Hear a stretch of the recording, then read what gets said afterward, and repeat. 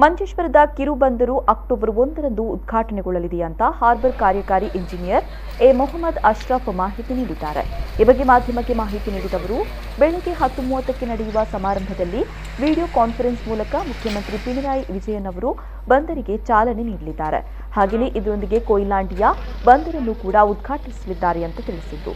ಈ ವೇಳೆ ಕೇಂದ್ರ ಮೀನುಗಾರಿಕೆ ಸಚಿವ ಗಿರಿರಾಜ್ ಸಿಂಗ್, ರಾಜ್ಯ ಮೀನುಗಾರಿಕೆ ಸಚಿವೆ ಮೆರ್ಸಿ ಕುಟ್ಟಿಯಮ್ಮ, ಕಂದಾಯ ಸಚಿವ ಇ ಚಂದ್ರಶೇಖರನ್, ಸಂಸದ ರಾಜಮೋಹನ್ ಉನ್ನಿತಾನ್, ಶಾಸಕ ಎಂಸಿ ಕಮರುದ್ದೀನ್ ಮೊದಲಾದವರು ಉಪಸ್ಥಿತರಿರಲಿದ್ದಾರೆ ಅಂತ ಮಾಹಿತಿ ನೀಡಿದರು.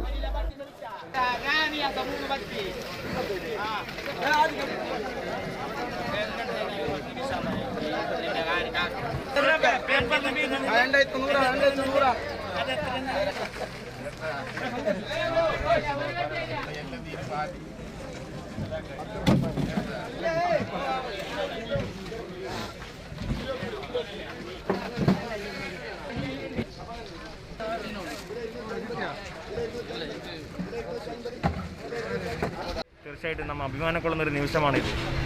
നമുക്കറിയാം, ഹാർബറിൻ്റെ പ്രപ്പോസൽ ആദ്യമായി 1980-ൽ ഡോക്ടർ എ സുബ്ബറാവാണ് ഗവൺമെൻറ്റിലേക്ക് സമീപിച്ചത്.